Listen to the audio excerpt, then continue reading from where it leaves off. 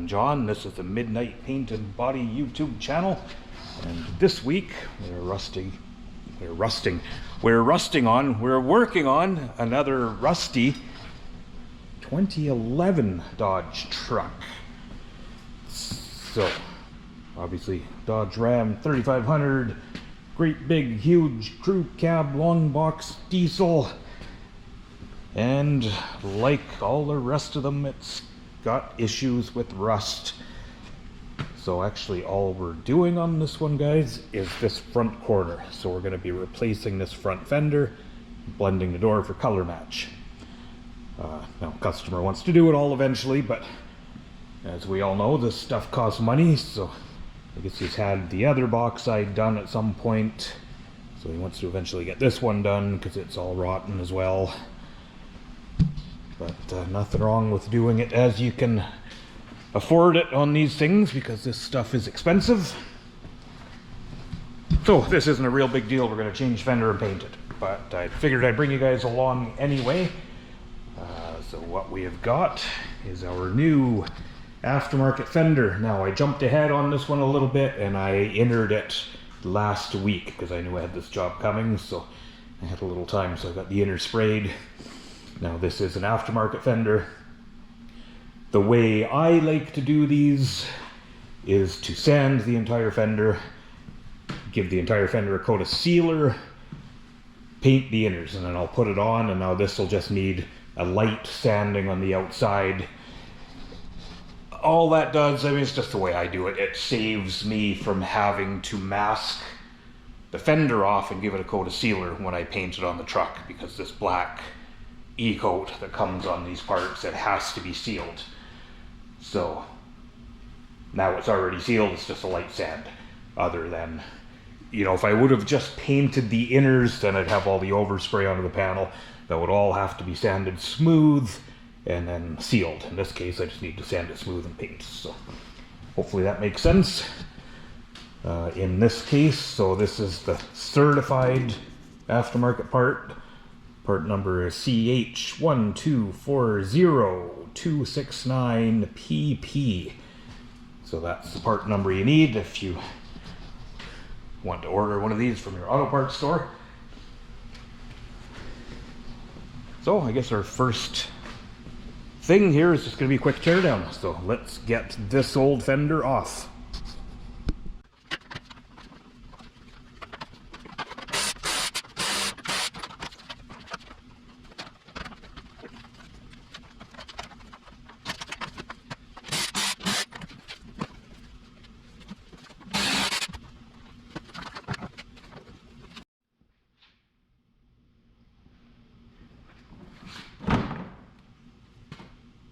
Okay.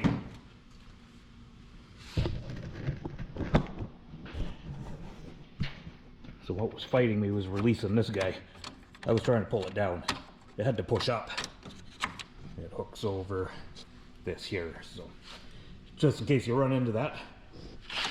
Like I said, I've done these before, but obviously not enough to remember where everything is.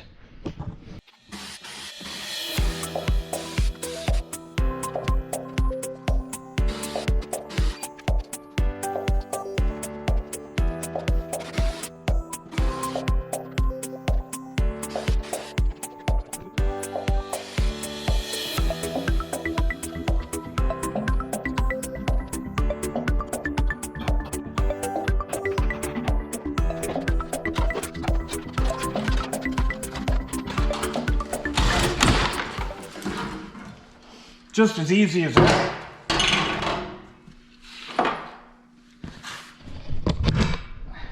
So there's a good point on stuff like this. There's one of the things we deal with working on vehicles in the north. Now, I could not get that bolt out. It doesn't matter that I wrecked the fender because we're replacing it. So I ended up unbolting this bracket, which goes in behind the rad support. But I was able to wiggle it out that way. So now, the reason I bring that up, now, if you're doing production work, insurance work, you know, say the book time to change that fender is, just for the sake of an even number, say it's 1 hour. You get paid 1 hour if the bolts all come out nicely. You get paid 1 hour if you spend an extra hour fighting with rusted bolts. So it is one of the things production guys definitely run into in shops, but it is what it is.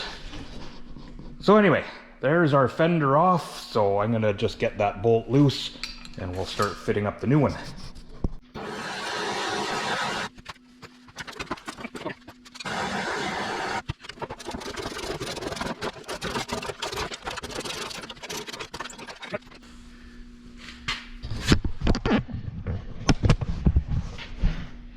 You know, the crazy thing is, a lot of the 50s stuff I work on, the bolts just come out with a wrench. Like, you just, half the time you loosen with a wrench, take them out with your fingers.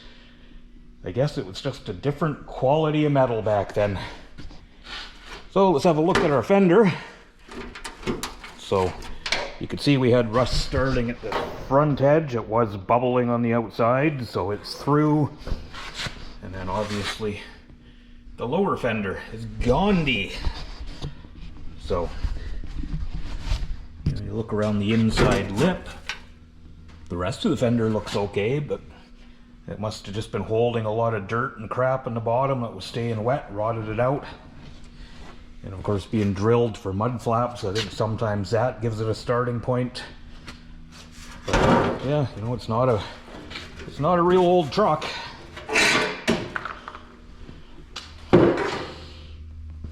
But like I always say, in this country where we are in British Columbia, 10 years is kind of where they start bubbling through. So they all do it, no matter which brand you're loyal to. I mean, I will say that the Dodge stuff is, I mean, it is the worst, but they all do it.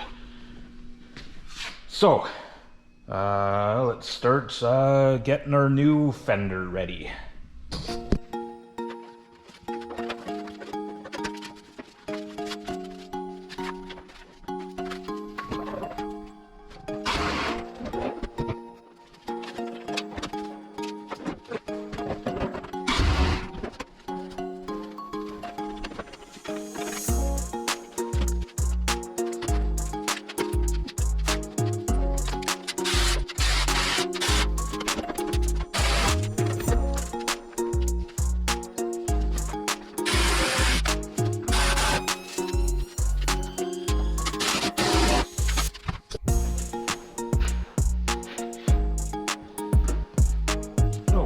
Fender on, we're going to prep up our door for blending.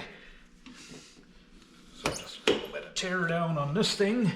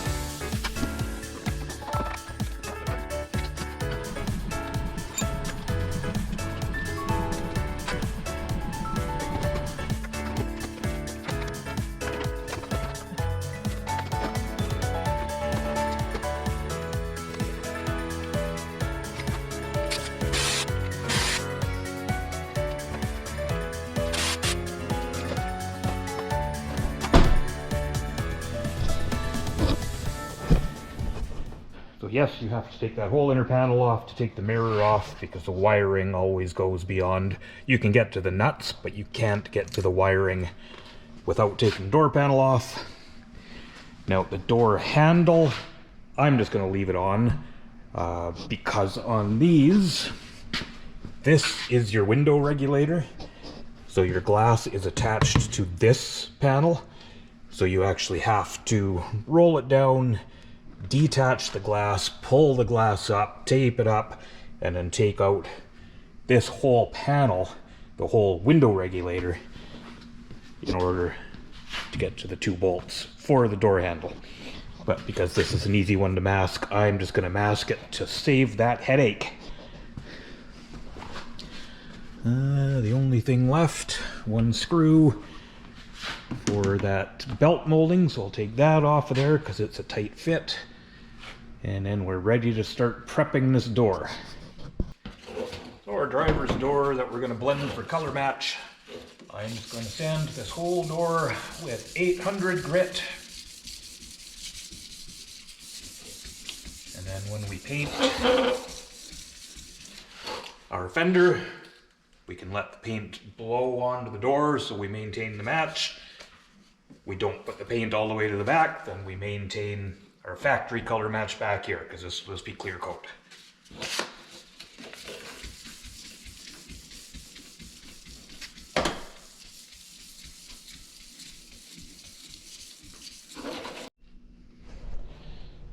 And here we are all ready to blow down and mask.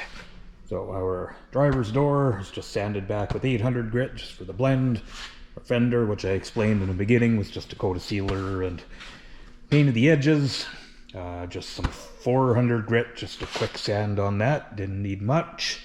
And I just sanded this front filler piece too, just so we have a nice match to it. And we're just gonna tie it all in together. So I'm gonna go for lunch. When I come back, I'll blow this thing down, get it in the booth to mask it up. The next time you guys see it, it'll be in there. And just like that, we're ready to paint, masked up in the booth. So, pretty straightforward this one. I already actually had the paint mixed from last week when I entered the fender. So the fender will get probably 3 coats of base coat. And once it's all cured up, we'll give 2 coats of clear coat over the entire thing. And that's all there is to it.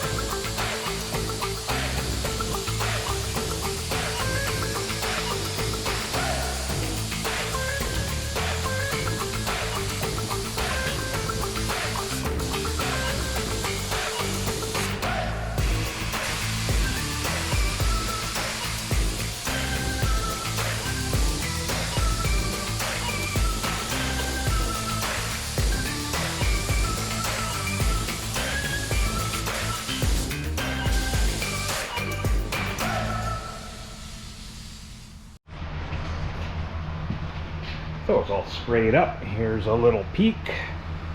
It's still super fresh. Well, the color looks good. Everything looks like it turned out good on it. So tomorrow morning I will throw this thing back together and we'll have another look, see how she turned out.